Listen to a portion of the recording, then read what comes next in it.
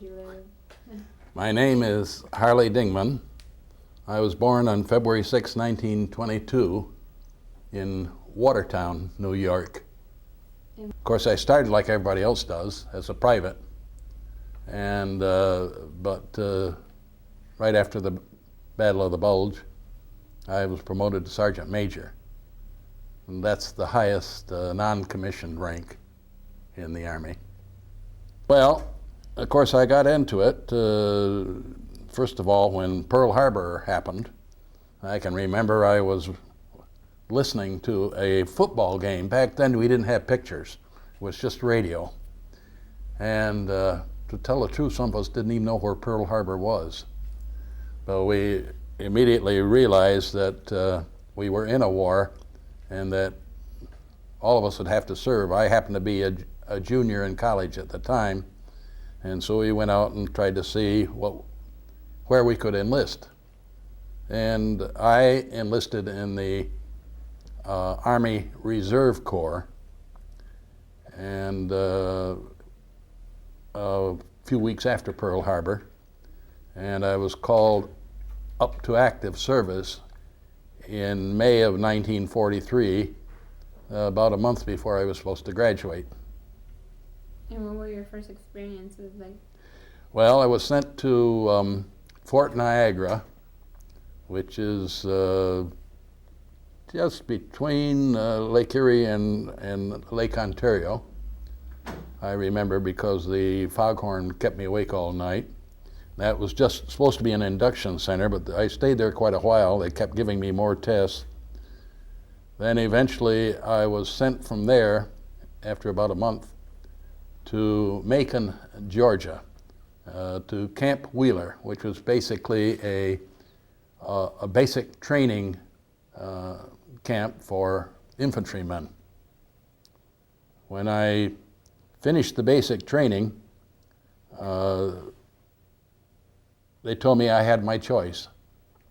I could either go on to Louisiana into maneuvers in the bayous of Louisiana, which didn't really seem that attractive to me, or I could accept a promotion to corporal and be a drill instructor at this basic training camp. That sounded like the better alternative to me. But after doing that for several months, it began to be a little boring because you were going over and over the same thing, just preparing people to go into battle, and that's an important thing, but I didn't think it would be much to boast about to my children or grandchildren. So I did the only thing I could do to get out of that basic training camp, and that was to volunteer for the paratroopers. I didn't go very far, only to Fort Benning, Georgia. And there, after about 6 weeks of basic jump training and about a month of other kinds of training, then I was sent overseas, leaving from Boston, and was just off the coast of England when D-Day occurred. We landed in the south of England as replacements for the 101st Airborne Division, which had jumped ahead of the main invasion of Normandy. And they were being brought back because actually paratroopers are not trained as people to stay on line indefinitely. They are trained to be more like guerrilla fighters, people to disrupt the lines and so forth, and to get behind the enemy. So they came back, and there I was a corporal, and some of them weren't very happy about that, because that meant that I took a position that some of them might have gotten. From then on, from July to October, we kept going to various airfields, preparing to make another jump. But every time even the planes would be warming up, they would call it off. The reason for that is that by that time, the American troops had broken through at St. Lo in Normandy, France. And so the places that we would jump, they were already advancing upon. We finally made a jump in September of 1944. That was in Holland, or the Netherlands. And that was my introduction to combat. How did you feel? Scared. Also rather uncomfortable. And that's a combination of things. First of all, when you get on these planes, there's room for about 24 men in very close proximity. Not all of them used the underarm performance or anything like that, you know. And also, I was uncomfortable because you have a little bench seat. It's barely enough to sit on, but on my back was a parachute that weighs 45 pounds, and in front of me a reserve chute, which added to the weight. I was carrying my weapon, which was a Thompson submachine gun. It has a clip of 30 rounds of 45 caliber ammunition, and so I had 9 of those. So I had 270 rounds of that. That weighed up a little bit. Then I also had tied to me a metal box that had, I think, 500 rounds of 30-30 ammunition for a machine gun squad. All of this tied to me, so it was a relief to get out of the plane, to jump out of the plane. And when I jumped, first of all, we flew at a very low level for this jump.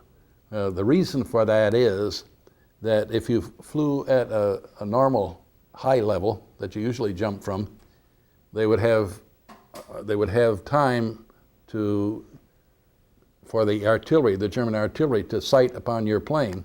But flying that low, you're past them before they can really get you into their sights. So it took about, at 400 feet, it took about 10 seconds to land in Holland. But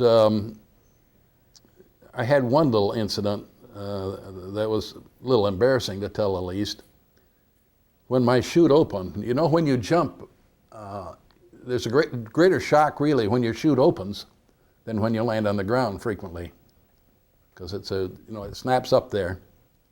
Well, it snapped up there, and at that very moment, my trousers parted from stem to stern because of all the weight that was attached to everything. When I landed on the ground, I quickly used my knife to get rid of things, like I had a Mae West in case we had fallen in the English Channel. And so I used that pretty rapidly. And I looked, because when you have a jump like this, you have very intensive training. And they have a mock-up where they show the drop zone where you're going to land, and actually show all sorts of features, like maybe here's a barn, here's a straw stack, and so forth. I looked around, I could immediately see where I was. Then I looked around because there was supposed to be somebody firing what they called a very pistol. It's a little pistol that shoots a flare, and that's what we were supposed to gather around. But it was right over my head, so I thought, oh, where is it? Then I looked, it was a fellow running right in front of me. I must have been the second person to land. Was this a night jump or a day jump? This was a day jump. This was a day jump, much safer when you're, the jump in Normandy is mostly night jumps, but much safer when you have large numbers, as we had in this jump.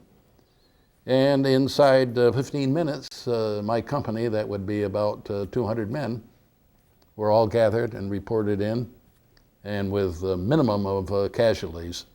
Ordinarily, if you have a casualty rate of 10% or less, that's considered an outstanding jump. Well, let's see. There were 2 regiments of paratroopers, and each regiment is about 2,500 men, so about 5,000 men jumped, and then about 2,500 landed in gliders. personally, I'd prefer to jump than go in one of those gliders, because when they land, they're made out of wood, you know, and the least little thing and they become like kindling wood. But at any rate, so it was a very successful jump in that we had accomplished our goal to get on there. And then we headed from there to the nearest city, which was called Eindhoven. It's in the south east of the Netherlands, major industrial city. And of course, we were behind the major German lines, which were in Belgium. And so the regiment I was in took that city, which was about, at that time, perhaps 250,000 people, and in about 3 days. So because we'd been that far behind the lines, we'd outnumbered them, and were able to capture that city. And a little bit later, and this is the good part of the story, a little bit later, well, maybe a week later, the British broke through, and I met one of the first of these troops, because I saw a tank and I wondered if I should fire at it. Then I realized it wasn't a German tank, it was a British tank. And I was relieved to see the British, because I knew that one of the things you could count on with a British soldier, they all carried a sewing kit. So I was able to sew up my pants from stem to stern. And the people that were cheering us didn't have to laugh at me anymore, because they could see my, I guess it must be something like the newest fashion of showing your underwear. So there are lots of things in combat that are funny, and lots of things that are just tragic. And it's kind of one extreme to the other. I guess I've carried you into my introduction to combat, at least. What else would you like to know? Could you explain the purpose of an airborne invasion then, and what the purpose of your invasion was? Yes, they called this Operation Market Basket. It was in a way, a British-directed affair. Montgomery was the commanding general. And the concept behind this was that the war had kind of stagnated into no one was making much of an advance. The major purpose was to be able to cross the Rhine River and get into Germany. The feeling being that once we got into Germany, that because of our superiority in terms of weapons and equipment and so forth, that we would have won the war. 3 divisions jumped in this Operation Market Basket. One at Eindhoven, that was 101st. One at Nijmegen, that was the 82nd. And then the British division at Arnhem. Now, at Arnhem was just across the Rhine River, and our mission of the 101st and the 82nd was to keep a road open from where we jumped in the southern end and where the 82nd had jumped in the middle. Keep this road open, which was about 80 miles of cobblestone. I remember cobblestone because they're very uncomfortable marching back and forth all the time. So we tried to keep it open so the British could bring up tanks and artillery and so forth. But we would advance and have it open, but pretty soon they would tell us, well, they've come in behind you now. So that was one of the reasons that strategically it was not a success. Psychologically, as I recognized when I went back and visited the Netherlands after the war, it was a great success, because the people in the Netherlands had had a very tragic occupation. Everybody knows about Anne Frank, of course, so that you know what was happening to people of Jewish ancestry. But the Dutch soldiers were put into forced labor camps, and there was great starvation. So it was to them a miracle to see these white chutes come floating down with very young men from their viewpoint.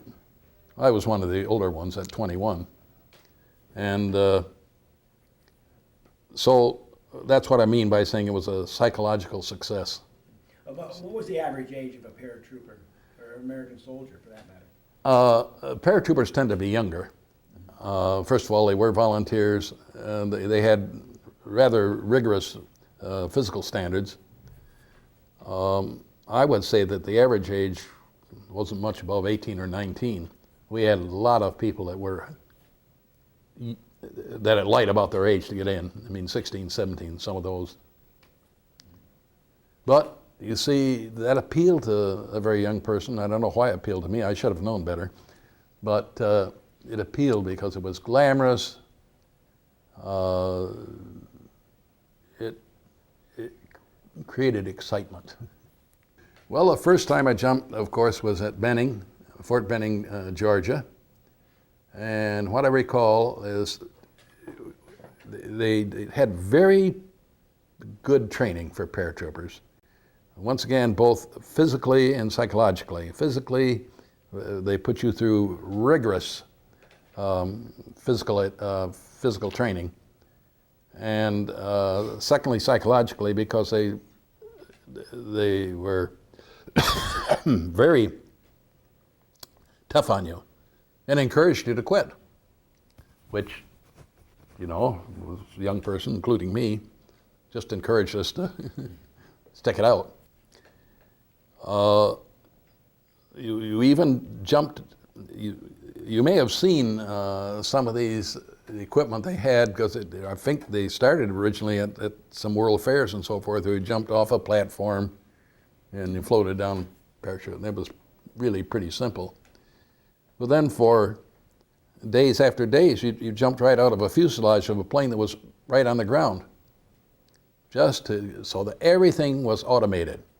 What happens when you get in this plane, the first command is stand up. So you stand up, and everybody faces towards the exit door, and hook up. Now you have a hook that you put on what they call a static line that runs the length of the plane. And you hook up and you check the person in front of you and make sure he's hooked up properly. And then, of course, jump. Now, I remember that when I made my first jump, and it was probably at a altitude of maybe 1,500 feet or something, I heard this voice say 3,000. I realized it was my voice, because we had been trained to count to 1,000, 2,000, 3,000. Now the chute, if you were hooked up properly, and if your chute was packed properly, would open at about 2.5 seconds. So when I heard myself saying 3,000, I thought, oh my gosh. I didn't even hear myself say 1,000 or 2,000. When you're scared enough, you black out a little bit. Nobody admits it, but I do. Any rate, so 3,000, I looked up, and there was this chute. A beautiful white envelope that was dropping me slowly to the ground. That's what my first jump was like. So the training made your combat jumps almost automatic. Did you even think about once they started barking orders? No, it was, let's see how we can call it. Well, it was conditioning, mental conditioning. So that when you exit the plane, you don't really jump, you step out. What you have to remember is, first of all, everybody thinks, well, if you ever jumped, when I was a kid, we used to jump out of hay mows. That was a dangerous thing, but it was fun. And you had that sinking feeling, or you can do it if you dive, same kind of thing. But this is a plane that's going at about a little over 100 miles an hour. So it'd be like if you stepped out of a car or a train. going, you've got this thing that grabs you. Now, what you do then is you make a half turn to your right when you step out of the plane. Why is that? You don't go a full turn to the right because that might cause a malfunction of the parachute. But a half turn is just enough to put you in the right position so you go underneath the tail of the plane. And the timing, and it has to be a precision drill because they come out very fast one after another. And you have multiple airplanes distributing their airborne troops at the same time, isn't that? Right. So it's quite a coordinated effort. Yes, it is. Was there ever an accident? Yeah, kind of. I can recall a couple of them. Well, one of the problems when you're jumping is the direction of the wind. And you see, it's somewhat comparable to a sailboat, you know. You have a huge expanse. It's 27 feet in diameter, I think. And so when the wind hits it, you can start a process that's called oscillating. Now, that isn't good because when you land, if you're coming down like this, that's okay. But if you're coming down like this and your heels hit and the back of your head hits, something might have to give. Now, the only jumps I had that were caused a little dis-ease, at least. One was when somebody in his parachute came right over me. Now, what that does, once again, to compare it with sailing, is you're taking the wind out of your sails. You know, if a sailboat luffs to the windward side, your sail will collapse. Same thing happens here on your parachute. Fortunately, it was very close to the ground, so my chute collapsed, but I only fell about 20 feet, and we were pretty well trained and in condition to withstand a fall of that sort. Well, one other I remember was when, even though you could control this, the effect of the wind by spilling air from your parachute. Once again, it's a little bit like a sailboat where you have to adjust your sails. And so if you were going this way, you're going to spill air out of the side toward which you're swinging, and that will bring you back to the center more or less. That works fine, except that sometimes when you get near the ground, the wind comes from another direction. And when you get close to the ground, it's not any time to be spilling any air out of your parachute. So one time I did land and made a 2-point landing, heels and head. And I sat up and I looked, and here I'm looking at a line of trees. And what seemed kind of strange is that the trees on the left side were going up and on the right side were going down. I sat there quietly until they settled into a single line. But that wasn't serious, just something to talk about. Mm-hmm. Did you ever get wounded? Yes, I was wounded when I was in Holland. I was in an outpost. An outpost is something you set up between your line of troops and the line of the enemy troops. And I was at an outpost and was observing across the Rhine River a German artillery unit, and they were firing on our line.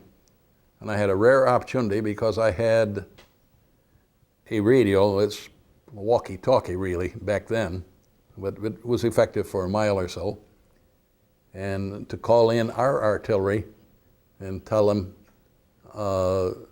give them a compass direction, and I became an artillery observer, in effect, at that time, which is something paratroopers had to be pretty good with all weapons. But shortly thereafter, a mortar shell burst, and mortars, incidentally, are a weapon where a shell is dropped into a tube. Down at the bottom of the tube is something like a firing pin. You drop this shell in there, get out of the way, because this shell then goes up frequently at about a 45-degree angle, so that the mortar, you never see the mortar shell because it's coming down at you. This one went off, and I got just a speck of the mortar on my hand. Normally, if you had a minor scratch or wound, you were better off staying where you were than going back to the medical center, because you're more likely to get killed going back. So I ignored it, but a week or so later, I began to get some real pain and some streaks up here and pain. So I stopped at the regimental surgeon's place, and he immediately put me in a jeep going to a hospital because I had lymphitis, they call it. It's a kind of infection of the bloodstream. And I went through 10 hospitals. When the first thing they do, the first hospital you go to is nothing but a bunch of tents. That's always interesting, because when you're very close to the front line, when I heard the shells go off, I would duck under my bed, which was canvas, covered by canvas. That wouldn't have helped any, protected me. But then they don't keep you there very long. They send you on to other places where they can take care of you a little better. Although they did operate on me on that front line hospital because of the infection. So I went through 5 English hospitals and 5 American hospitals. Finally, winding up, the last one was in Normandy, way back from everything. And I began to feel that I was a victim of bureaucracy, because they had trouble keeping up with the paperwork even then. They didn't have computers. That's one thing they didn't have. So one day a truck pulled up, and I was in this hospital. I was fine by then. I'd had all kinds of sulfa and penicillin, which were new drugs, but they were a great discovery, because in World War II, many people survived that would never have survived in World War I because of infection. So when I saw this truck, I said, where is the 101st Division now? And the truck driver said, well, they're near Reims in the wine-producing area of France, and they're living it up. They're in Supreme Headquarters Reserve because they've lost so many of their men and their equipment that they don't expect ever to be used again in combat. So I said, even though I didn't have my discharge papers, I said, well, don't bother to look around, but you might have a passenger in the back. So I got in the back of the truck and went up to the Reims. A week later, came the breakthrough, and I wound up going into Bastogne without a weapon even, because my Thompson submachine gun was somewhere up in Holland where I was wounded. But it wasn't a problem because there were weapons strewn all over the battlefield. There's a little sequel to all of that, though. About a month later, I was called into the commanding officer's headquarters, and he said, we have a report from this hospital that you deserted. Now, I knew my Army regulations. Practically all of them finish up by saying punishable by death or such other penalty as the courts-martial may decree. So I'm thinking, am I going in front of the firing squad? He took pity on me then, because he broke out laughing, and he said, You got it all wrong, Harley. You're supposed to desert from the front lines, head back away from combat. You made the mistake of deserting from the hospital and going into combat. I guess they forgave me because it was shortly afterwards that I was promoted to Sergeant Major. I noticed that you had a Silver Star. Could you tell us a little bit about the Silver Star? The Silver Star was awarded to me for action outside of Bastogne. Actually, there wasn't much fighting in Bastogne, but a lot of fighting, the whole circle around it. If you recall, when the Germans had the breakthrough, Bastogne was a strategic crossroads. And the Germans were headed for that because they could control all that part of Belgium and the Ardennes. So that what we did was when we went into Bastogne, we had no idea what we were facing, but you can't just dig in or you're going to be run over. So 3 different times we came down off this hill outside of Bastogne into a little town of Foy, I think is the way it's pronounced, F-O-Y. And we would take that little town and they would come back at us and we'd have to withdraw. The 3rd time that we took it, and the battalion commander called me in and he said, the German tanks are coming in. We can't possibly stop them. But we need somebody to make it appear, this was night, to make it appear that all of our forces are still here. He said, I can't command you to do this. There's a little message there. When they say they can't command you, they mean that they think it's a suicide mission. And they said, well, you do it. Well, there was only one answer, and that is yes, because if somebody doesn't do it, you can lose the whole battalion. So I took this handful of men I had left. I was acting platoon commander by then. The lieutenant is dead. I only had about 20 men left. And we ran from house to house and kept firing and never staying in one place too long, so it would appear that we had forces throughout this small town.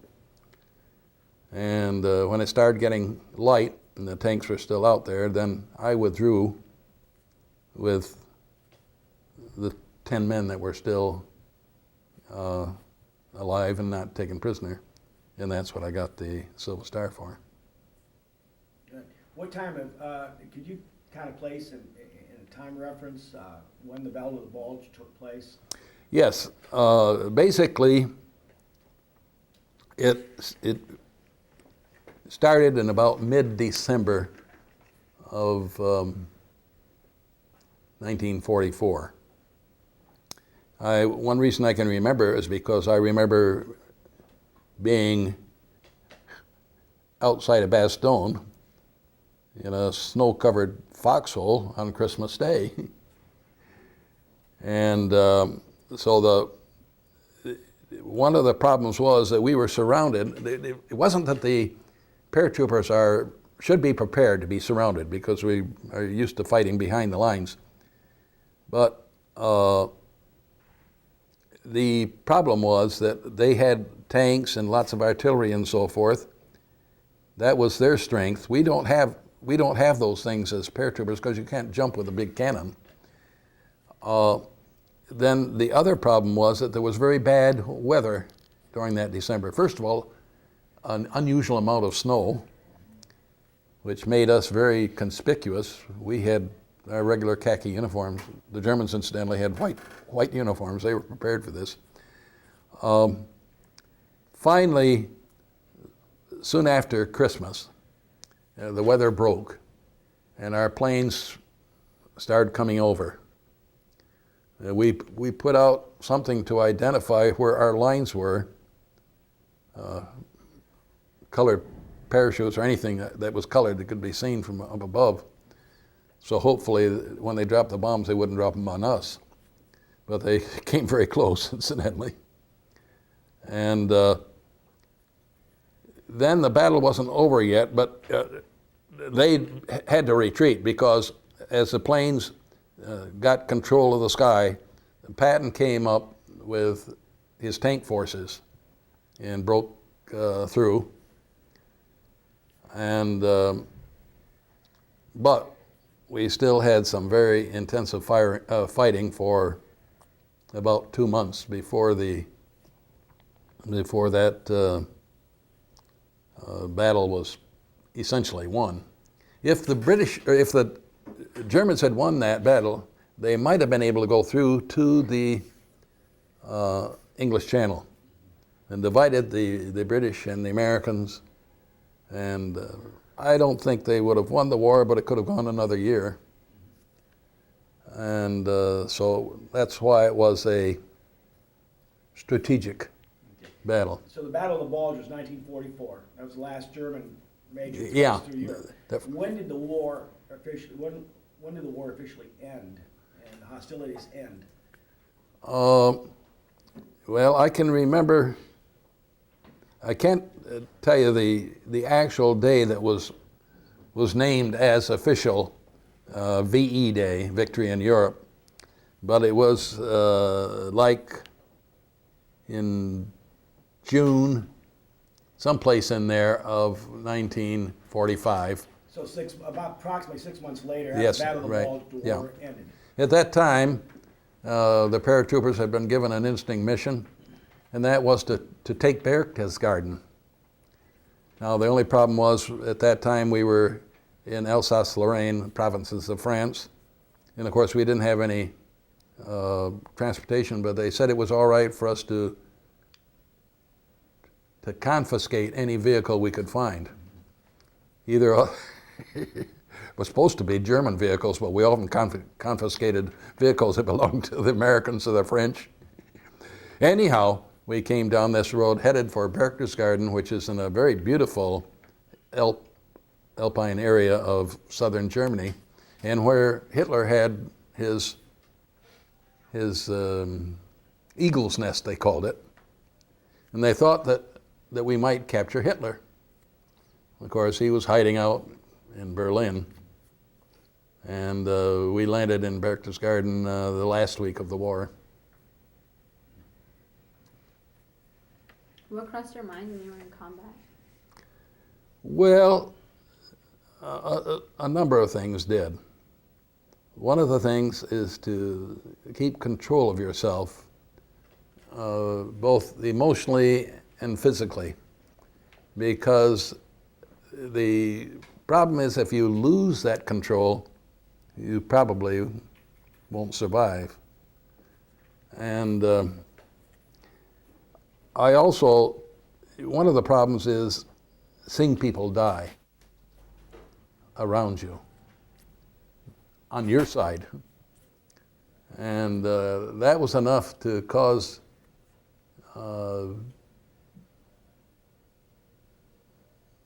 emotional collapse. In World War II, World War I, they called it shell shock, and they pretty much now they call it post-traumatic stress. But if a person that you know gets killed in combat, you've got to adopt, I thought I had to at least, adopt a kind of attitude like, we shall overcome.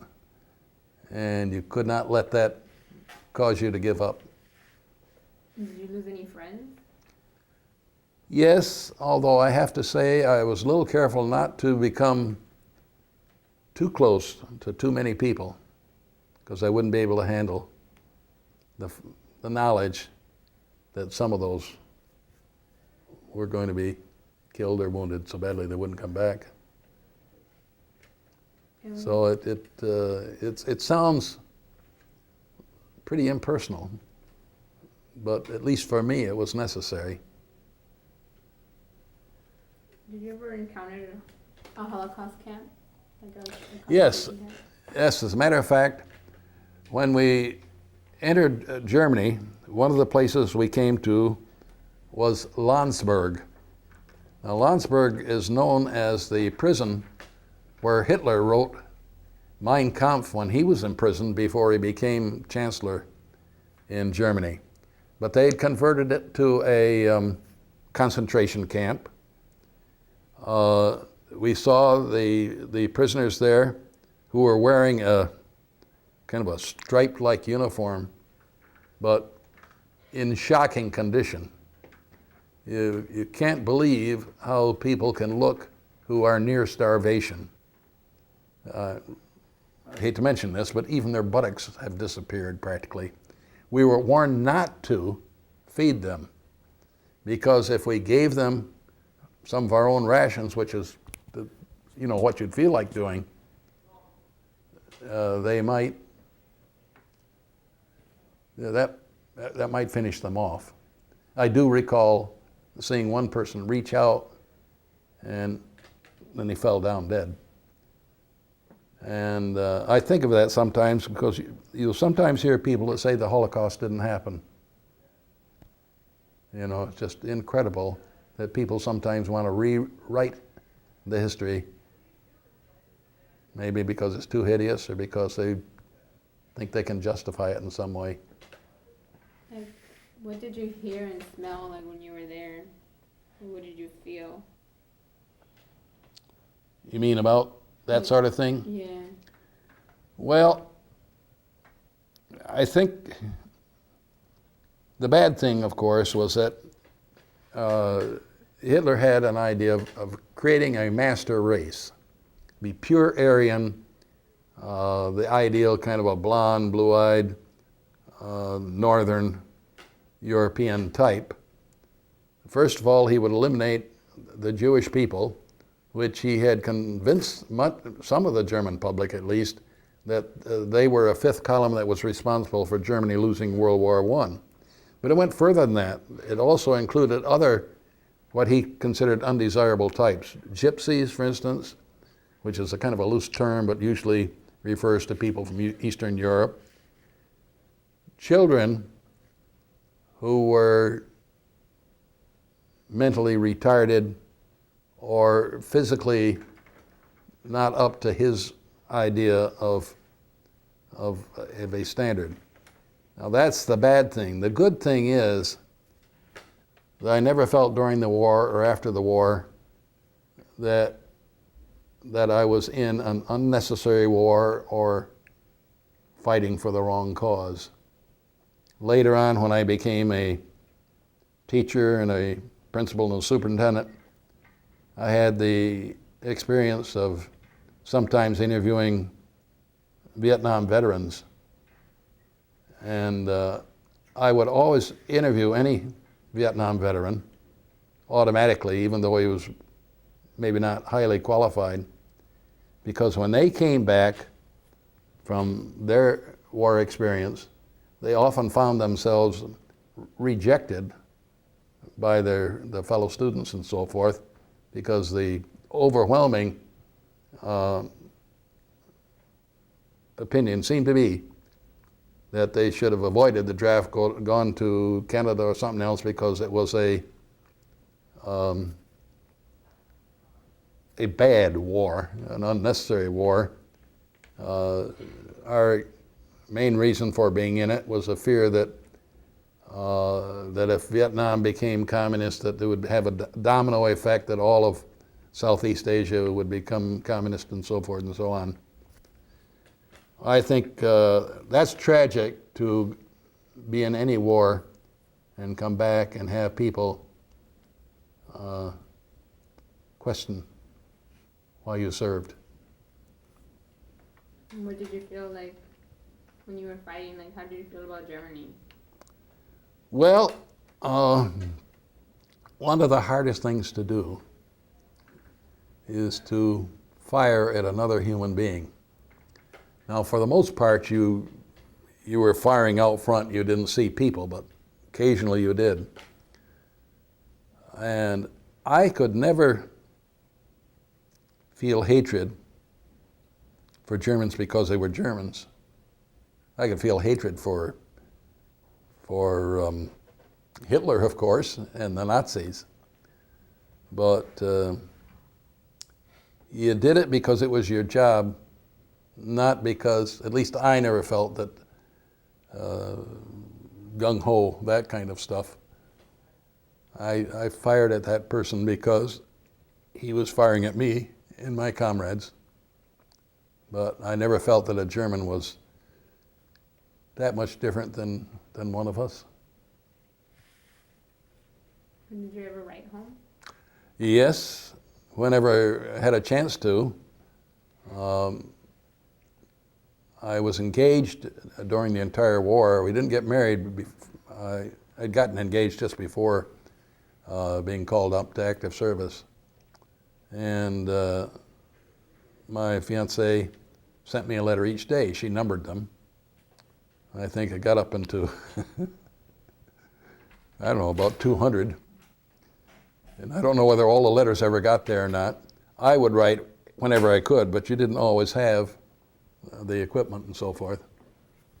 But it was important to keep some connection with your home country. Because here you were living a life of desperate situation.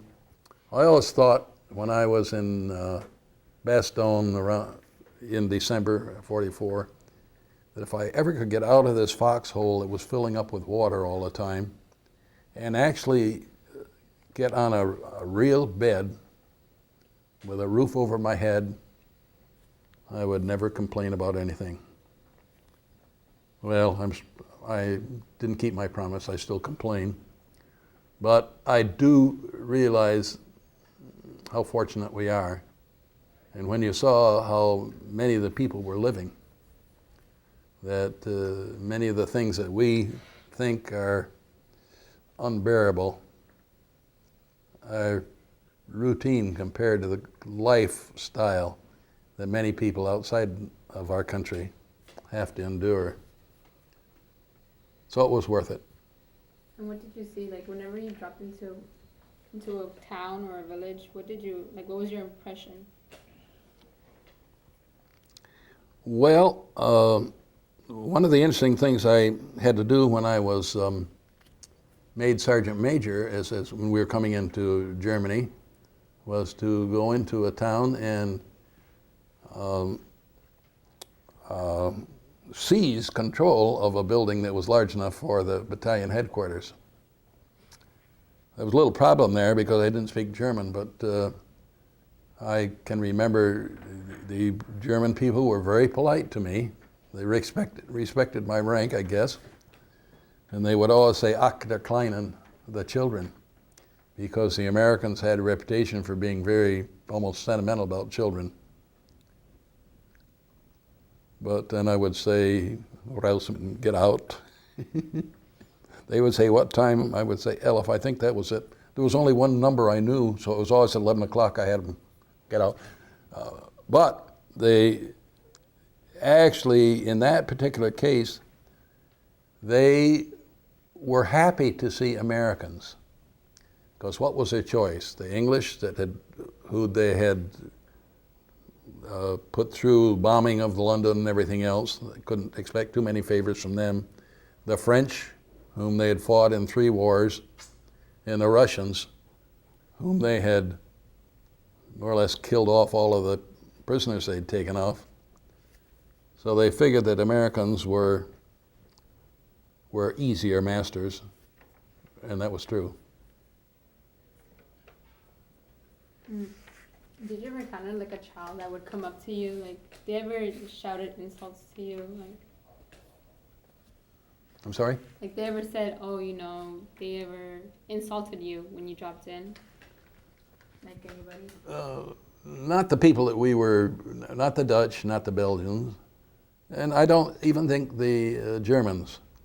They were wary in some cases. We had to be careful because we were hungry lots of times because the food had to come from up above and that we didn't always have the drop zone. and we weren't supposed to kill any of the livestock or actually take anything. I know in Holland the biggest thing that we had were apples. I never realized it was such an apple country. I want to tell you that you live for a week on apples and it doesn't do anything for your digestion. But no, basically, I never had the feeling that civilians were against me. That they were the victims, not the aggressors. And how many times did you get promoted from like corporal to sergeant major? Let's see, 1, 2, 3, 4, 5 promotions. And how like what and how much time? Let me think. From October, November, December, January, February, March. Yeah, about 5 months. So for every month you had a promotion. Yeah, now that you mention it, that's true. And why did you get so many promotions? Because there were so many people that were in these positions above me that were killed or wounded or captured. What they called the casualty rate for the 101st ran 350% or a figure something like that, which means that if you went into combat and you were killed or wounded or captured, your replacement was killed or wounded and captured, and that replacement was killed and wounded and captured. That makes for fast promotion, but it's an awful way to rise. When did you muster out? In December 18th, 1946. The war was over in June. We occupied Austria for about 3 months. Then we were sent to Joigny. France was not too bad a place. It was about 60 miles from Paris. But we were waiting for transportation to come back. And they had a point system which was supposed to determine how you got out. The only problem was I had all the points, but we didn't have transportation back to the United States. And it was a great joy to me that I was able to see my family at that Christmas of '46. How long were you overseas? From June to, let's see, December. June to December. It's about a year and a half. Year and a half. Yeah. And was that average for most soldiers? A year and a half away from home? Yes, I think so. There wasn't any rotation then of bringing people back and forth because they didn't have the wherewithal to do that. They did take you out of the front line every now and then because you can only handle that about so long. But I never got a furlough in the United States. I had some leaves that I got so I could visit London and something like that. Sometimes you didn't want to visit London, though. Incidentally, it was more dangerous than staying on the front line. Now, you were shipped overseas to Europe. Could you describe embarking and what you felt about when you got on the ship? Or you were transported by ship, not airplane? Yes, but what was interesting is that we went on a ship, it was called the SS America. I think it was probably about the last major American cruise ship, which ordinarily would carry maybe 1,500 passengers. When they took us on, they took about 10,000. It was you've heard of sardines. That was kind of the way we were shipped. They had bunks, excuse me, bunks that were made of canvas around iron and stacked up maybe 5 in a room, a hole that was a ceiling lower than this. Which was about 8 foot. Yeah. And you better make sure you're comfortable, because you're going to have trouble turning over, because the guy above you you would bump into him. But the good feature of that was that ship went all alone. It wasn't in a convoy. Because it was a fast ship, it was a passenger ship, would go faster than most U-boat submarines. So we crossed the Atlantic in 5 days, which is pretty fast for any kind of a ship. And what kind of people did you encounter on the ship? Or did you guys just stay in your bunks? I beg pardon? Like, what kind of people did you encounter on the ship? Well, what I remember on the ship was standing in line most of the time. You stood in line for meals. You stood in line for shots. And that was it. You really didn't have much of any kind of a social contact. The shots were the ones that were kind of obnoxious. Back then you got influenza shots that made you kind of sick. We have about 4 minutes left. Is there anything you'd like to say, or any last comments? Well, I would like to say I appreciate the chance to relate here with South Fork High School. Since semi-retiring to Southern Florida, I've been active in theater, and I've been in a number of plays with South Fork students, and have been directed by the South Fork drama director. The one thing that is a problem as you grow older, they say that the second most traumatic event after the death of a spouse is retirement, especially for men, because at least women have a home where they can be in charge. So while I was a school superintendent, I came home and I wasn't even a PFC in the kitchen. But, and I'm living in a place, a very nice place, which is a 55 plus. You have to be 55 or older in order to live there.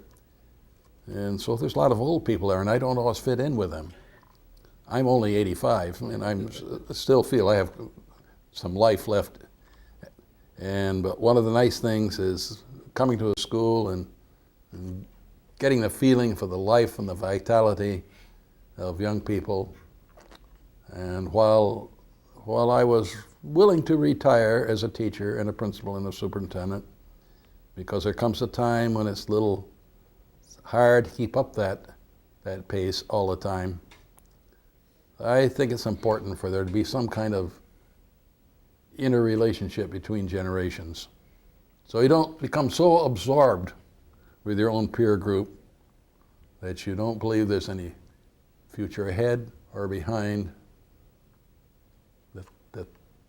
that you need to share the experiences to really be a well-educated, trained person. On behalf of the students, we'd like to thank you for the service to your country. Well, it was a privilege, and I'm proud to have done it, and of course, proud to be able to share any of this with you people. I noticed you were wearing a hat. It says Mexico. Why does it say Mexico? Oh, that's an interesting point. This is an American Legion hat, and the American Legion was formed at the end of World War I in Paris, France, before any of the troops came back. The first post, they call it, to be formed was the Paris post. The second one was Mexico City. When I retired in New York State, I went to the American School in Mexico City, become the director of that. And I joined the American Legion because they had a very good program with young people. And I'm proud to wear that and to reflect on the fact that at a time when some people are concerned about immigration problems, that we were happy to permit Mexicans and I guess other people from outside the United States to enter the United States and to serve in our armed forces. I think there was little incentive. You could become a citizen more rapidly if you served at least after World War I. I guess probably in World War II. So I'm proud to wear this hat. And to wear this, the symbol of the 101st, the Screaming Eagle. Why was it a Screaming Eagle? That's the insignia for the 101st Airborne Division. Did it, like, so it was just for the 101st? And if it was a different... Yes. See, I'm having trouble seeing it myself, bottom side up. But it's pretty well immediately recognized because people got so used to seeing it at the time of World War II.